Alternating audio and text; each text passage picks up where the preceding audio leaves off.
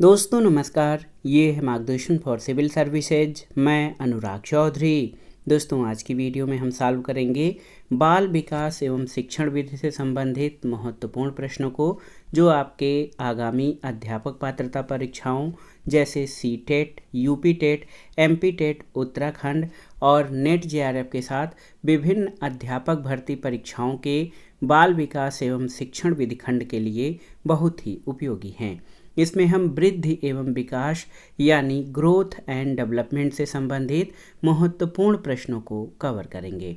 तो आइए शुरू करते हैं आज का वीडियो। सबसे पहले वृद्धि और विकास के बारे में जान लेते हैं। दोस्तों वृद्धि और विकास यानी ग्रोथ और डेवलपमेंट दोनों शब्द आगे बढ़ने की ओर संकेत करते हैं, इसलिए अक्सर दोनों शब्दों को एक दूसरे के समानार्थक के रूप में प्रयोग किया जाता है। लेकिन इन दोनों शब्दों में मनोवैज्ञानिक दृष्टिकोण से कुछ मौलिक अंतर है। वृद्धि और विकास सतत प्रवाहित होने वाली प्रक्रियाएं हैं जो जन्म के पूर्व से प्रारंभ हो जाती हैं। गर्भावस्था से मृत्यु पर्यंत व्यक्ति में निरंतर परिवर्तन होते रहते हैं और परिवर्तनों की इस श्रृंखला से पता चलता है कि व्यक्ति बढ़ रहा है। और इन परिवर्तनों में केवल शरीर के अंगों का विकास नहीं होता, बल्कि सामाजिक और सांवेगिक अवस्थाओं में होने वाले परिवर्तनों को भी शामिल किया जाता है। और ये परिवर्तन मुख्य रूप से दो भागों में बांटे जाते हैं।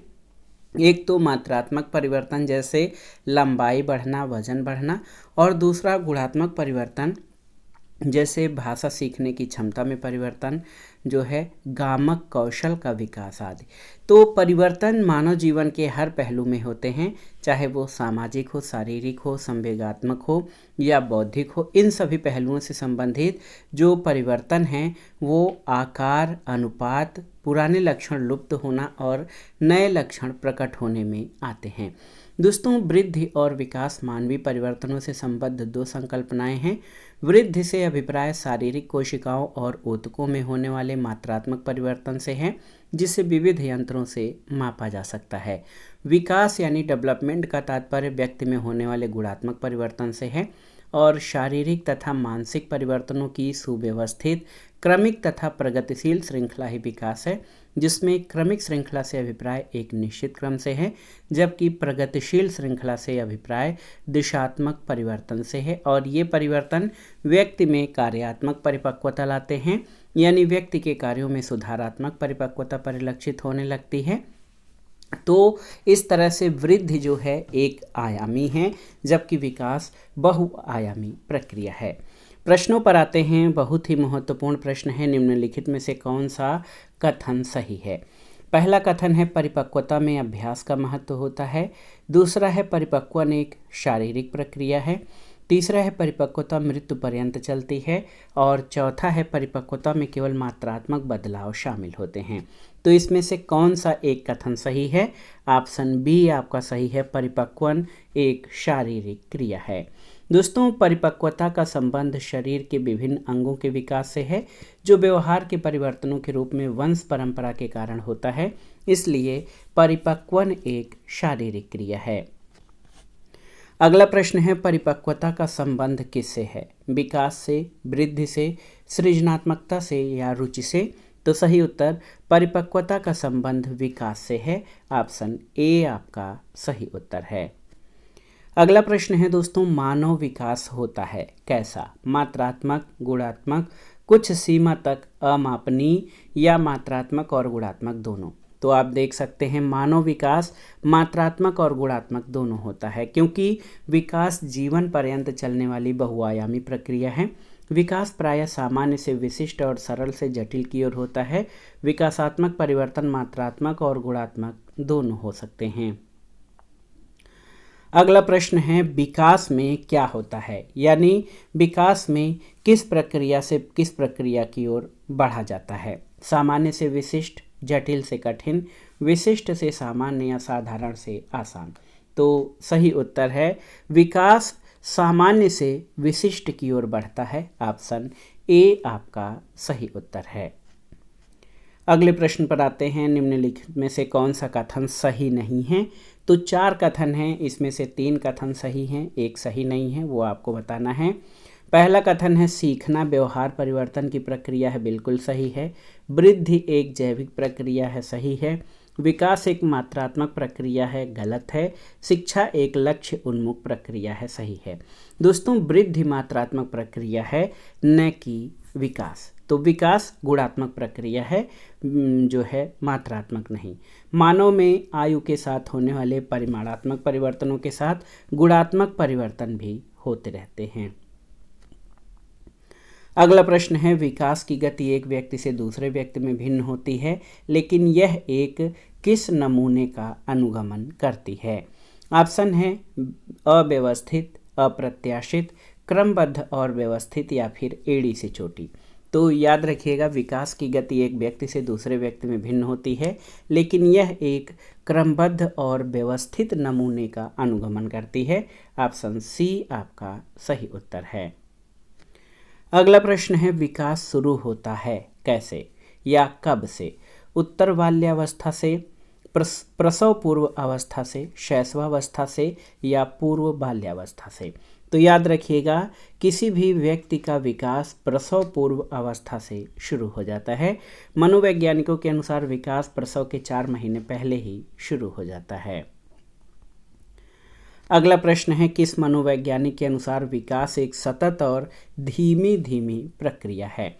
ऑप्शन है कोलेसनिक, पियाजे, स्किनर या हरलाक। तो सही उत्तर स्किनर। दोस्तों, स्किनर के अनुसार विकास सतत और धीमी धीमी प्रक्रिया है, जो धीरे धीरे आगे चलती है और अंततः पूर्ण प्रक्रिया को प्राप्त कर लेती है।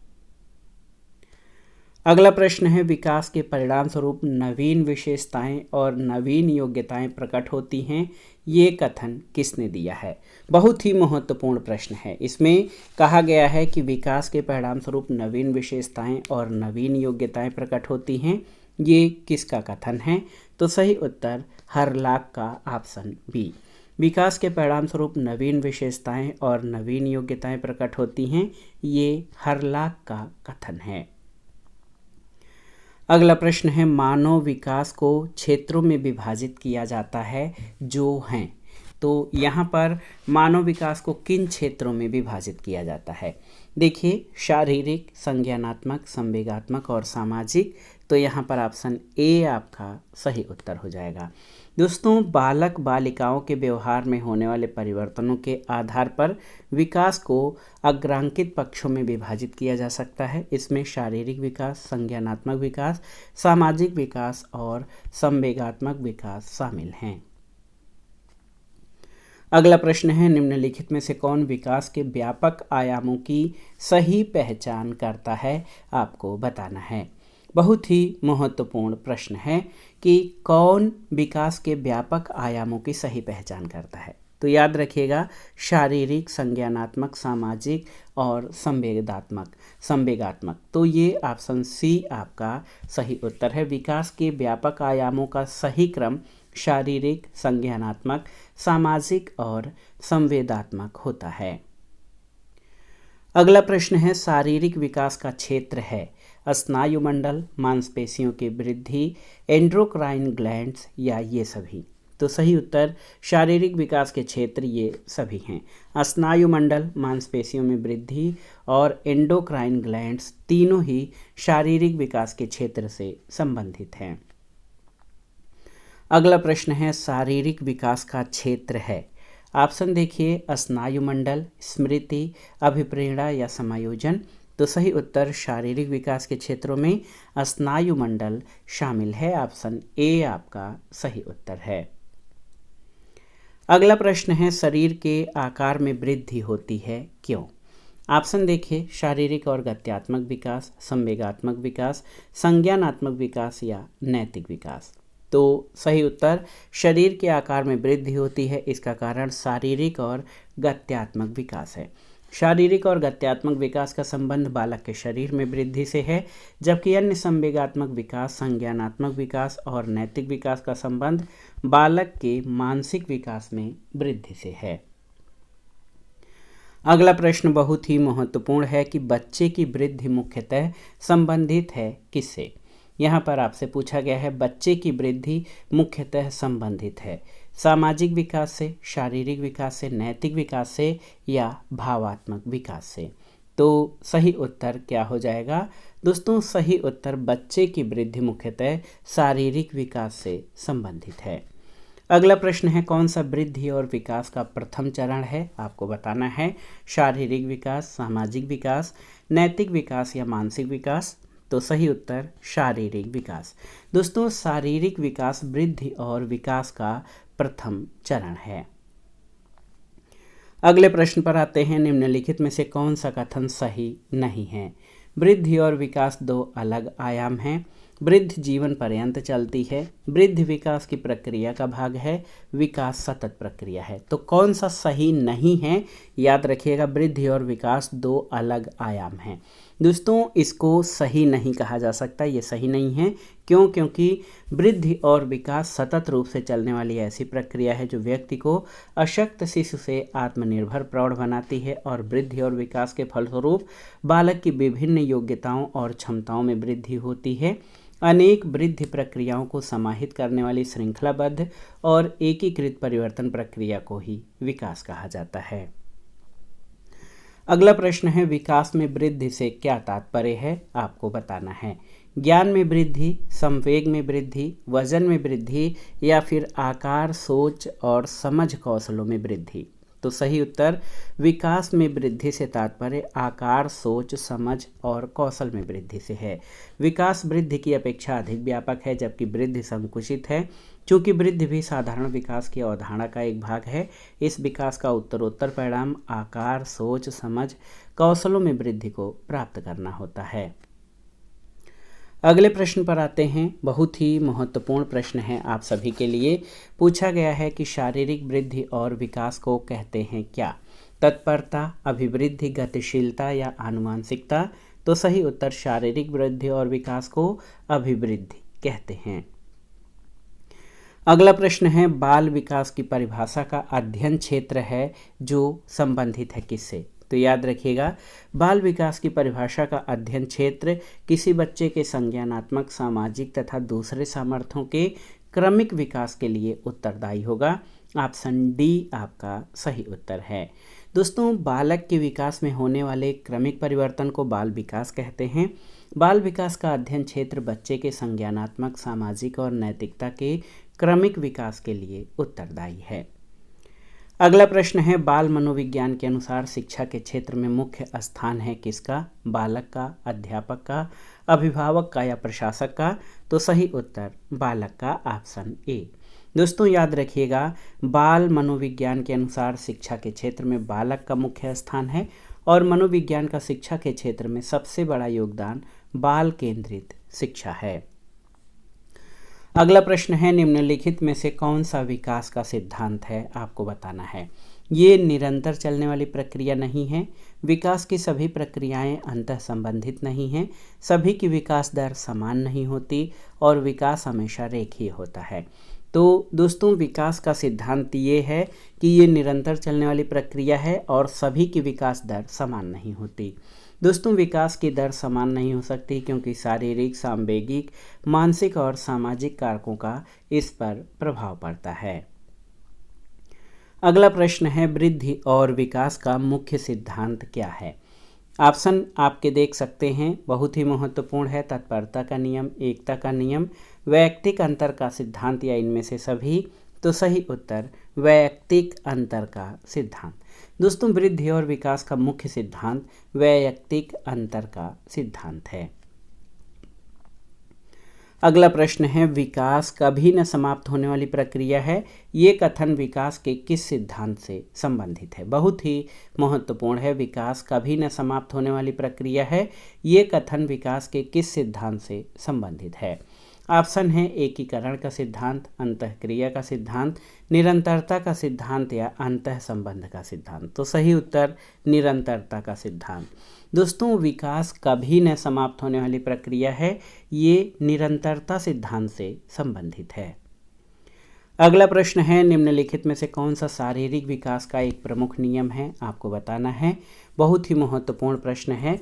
मानसिक विकास से भिन्नता का विकास, अनियमित विकास का नियम, द्रुतगामी विकास का नियम या कल्पना और संवेगात्मक विकास से संबंध का नियम। तो सही उत्तर द्रुतगामी विकास का नियम। दोस्तों, द्रुतगामी विकास का नियम शारीरिक विकास का एक प्रमुख नियम है। बाल्यावस्था में बच्चों का शारीरिक विकास अत्यंत तीव्र गति से होता है। अगला प्रश्न है, निम्नलिखित में से कौन सा वृद्धि और विकास के सिद्धांतों से संबंधित नहीं है?